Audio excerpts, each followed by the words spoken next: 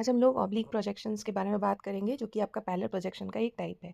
तो क्योंकि एक पैरेलल प्रोजेक्शन है तो इसका मतलब इसके अंदर पैरेलल प्रोजेक्शन की सारी प्रॉपर्टीज़ होंगी। मींस कि जो भी प्रोजेक्शन रेज हैं वो एक दूसरे के पैरेलल होंगी, जिसे आप प्रोजेक्टर्स भी कहते हैं। ठीक है। और इसका फीचर क्या है ऑब्लिक प्रोजेक्शन का कि ये प्रोजेक्शन लाइन्स आपके व्यू प्लेन पे 90 डिग्री का एंगल नहीं बनाएंगी। ये कुछ ऐसे स्ट्राइक करेंगी जैसा कि आपको डायग्राम में दिख रहा है। ये आपके इस तरह से कभी व्यू प्लेन पे नहीं जाएंगी। ठीक है। तो 90 डिग्री के अलावा ये कोई भी एंगल बना सकती है, ऐसा यहाँ पे लिखा भी है। So it's a kind of parallel projection where projecting rays emerges parallelly from surface of object and incident at an angle other than 90 degree on the plane, right. और पैरेलल प्रोजेक्शन और पर्सपेक्टिव प्रोजेक्शन में हमने बताया था कि parallel projection जो भी आपको इमेजेस प्रोवाइड करते हैं वो लेस रियलिस्टिक होते हैं in comparison to perspective projection. इसे आपको ध्यान में रखना है। Only faces of the object parallel to the plane of projection are shown at their true size and shape, that is angles and length are preserved for these faces only।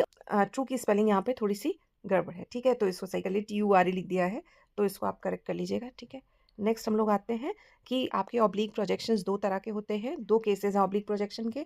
एक जहाँ पे जो आपका प्रोजेक्टर्स है वो view plane पे 45 degree का angle बनाते हुए दिखेंगे, जिसे आप कहते हैं कवेलियर प्रोजेक्शन। और जब भी आपका जो प्रोजेक्शन लाइंस है वो प्लेन के साथ अगर 63.43 डिग्री का एंगल बनाते दिखेंगे तो इसे आप कहते हैं कैबिनेट प्रोजेक्शन। अब थोड़ा सा हम इसको थोड़ा सा डिटेल में देख लेते हैं कि ये कैविलियर और जो आपका कैबिनेट प्रोजेक्शन है ये क्या है। तो आप डायग्राम से समझिए। ये देखिए आपके जो प्रोजेक्शन लाइंस है ये आपका कितने डिग्री का प्ले वो बना रहे हैं, ये 45 डिग्री का एंगल बना रहे हैं। ठीक है। In oblique projection when the angle between oblique projectors and the plane of projection is 45 degree. ठीक है। तो आप इसे कहेंगे कैवेलियर।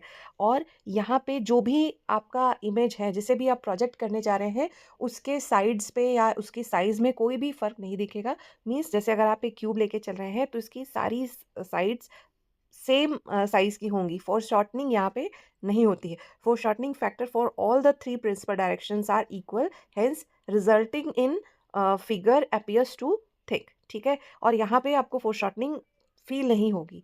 अब हम लोग देखेंगे कि आपका जो कैबिनेट प्रोजेक्शन है वहाँ पे क्या होगा। यहाँ पे आपको फोर शॉर्टनिंग दिखेगी। कहाँ दिखेगी? जो आपकी विड्थ है वो आपकी 1/2 दिखेगी। जिसको देख लीजिए एक second. In an oblique projection when the angle between oblique projectors and plane of projection is 63.43, ये आपको यहाँ पे दिख रहा है। ठीक है। इसके अलावा foreshortening factor for H perpendicular to the plane of projection is 1/2। ठीक है।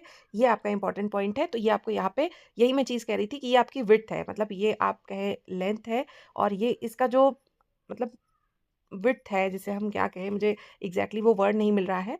तो ये वाला जो एंगल है ये आपको L/2 मिलेगा। जैसे आपकी जो इमेज थी हर जगह अगर ये ए है ए है ए है तो ये वाले साइड पे आपको क्या मिलेगा, ये A/2 मिलेगा। तो ये आपका हो गया cavalier projection and cabinet projection.